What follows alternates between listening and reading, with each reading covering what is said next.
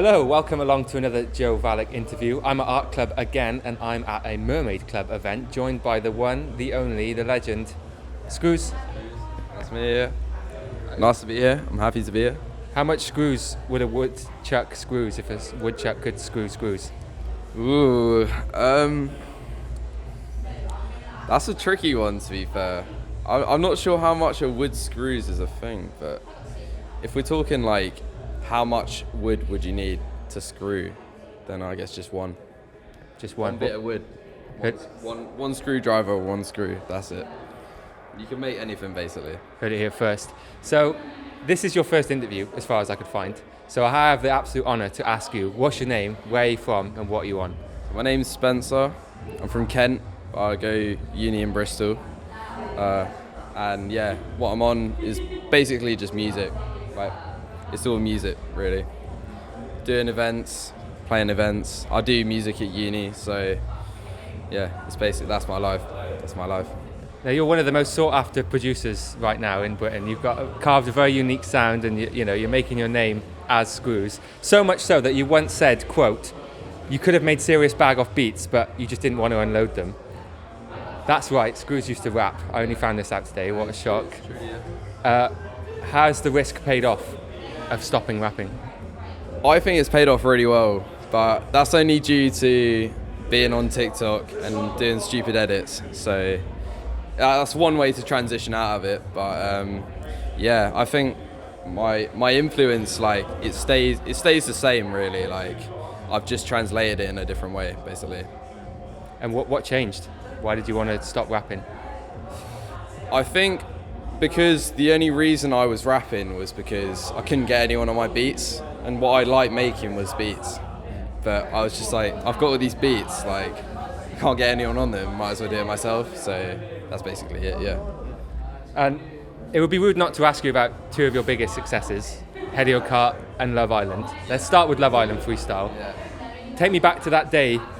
How did it feel when Drake shared that on his feed? That's actually, basically, I was going into London on the train, and I'd seen it blowing up like a couple days before, and I was like, okay, this is pretty cool. Like, don't know what's gonna come out of this. And then I think I was going to London just to make songs, and I saw it just on the train to meet my mate PK, and I was like, screw whatever plans, like, I'm getting some champagne, like, you know what's happening. So I mean, what I was feeling, like, it's giving people like an insight into me and my beats, which is like really lucky. I felt really lucky that, because it could have happened to anyone. Like, that's the power of going, like, having something on TikTok, like, bang, like that. Like, it changes, like, what, because then people come into me, like, that I'd known before, and I was like, fuck,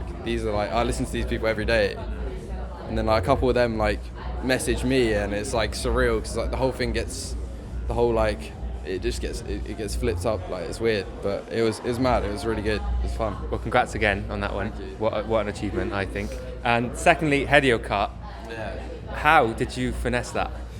I mean, they both stem from TikTok, like, both of those opportunities, like, but that was really weird, because it was using a beat that I'd made a year before, and I broke my laptop because I spilt a Stella on it in my bag. It got pierced in my bag at the Crown. If you know the Crown, shout out the Crown, in Bristol. But yeah, so I couldn't even edit the beat or anything. But I was like, I've got this sitting here doing nothing. So I saw the 50s thing, like, before. I was like, let me rip that a cappella using some software, like x-y.com. Not even that, it's lalal.ai. Get to know. But yeah, put it on the beat. And yeah, it was mad. At one point, it was doing better than his tune, which, like, not to brag, but, like, you know what I mean. But well deserved, I think. Well deserved. And like the fact that, like, his management hit me up and, like, sorted it out for me, like, that was fucking blessed. Like, it was so good. Should more artists take a leaf out of Hedy's book and release your flips? I don't know. Like, I'd really appreciate it, but yeah, it's about like, if you get a video.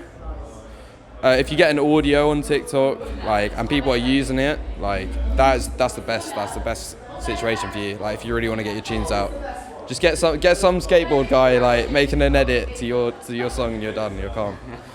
That's it. Now, I was trying to describe the Scruz sound. I spent a while thinking, I'm going to write it down. I'm going to come into the interview being like, oh, Scruz is doing this, Scruz is doing that. Okay. But I found it really tough. And I think a lot of people on SoundCloud do as well, because most comments just say mad vibes, which is mad vibes. Yeah. But can you, Scruz, please tell us what is the Scruz sound? I think what it is...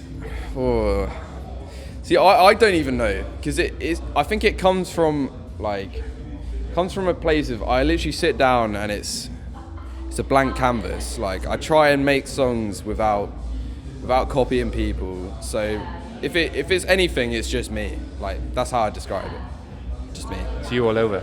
Yeah. It's quite hard to describe though, because it's so fresh, it's so new. It's like my background, right? It's happy vibes. It's happy vibes. It's euphoric, I think, and like it gets an emotion out of me, which is a positive one. So I'd say I think it translates to other people that there's a positive vibe. Like it's fun and uplifting and vibey. Fun, yeah. Mad vibes. Mad vibes. I guess, yeah. The people have spoken. Maybe that's the best description. Like maybe like how other people take it, that's the best description. Because for me, it's just for me. Like, but from other people, like that's how they interpret it, and that's how it is. Like, that's how it is. But yeah. Now you sort of touched on this already, but you're a bit of a. Let's just step one step this way.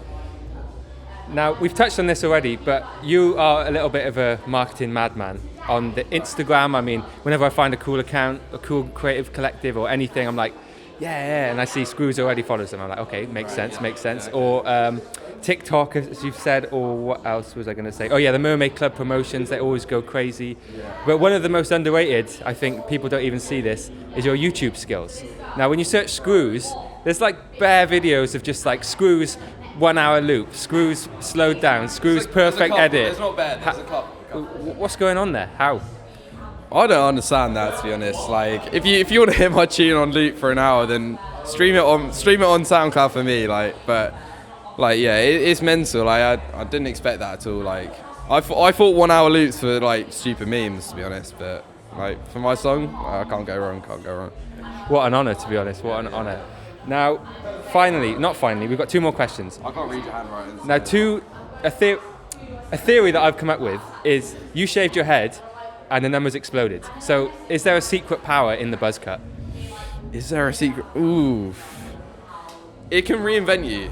So why not? Like, if you got super long hair, you shave your head, everyone's looking at you. So what do you think? Would you shave your head? I might, but not yet. Not at the moment. Your luscious locks, I can't lie. Like, your hair looks great. This has been going for a while, obviously. Since lockdown, really, it's been an ongoing. I used to have it shaved and all the time, but now I'm like, this is the thing, you know. Got to keep it going. It might not grow back, you know. I'm pushing 25 now, so you know, it might not come back. I'm 20 years old, so hopefully my hair's got a bit more life in it. But yeah, I'm not sure I'm gonna shave my head again though.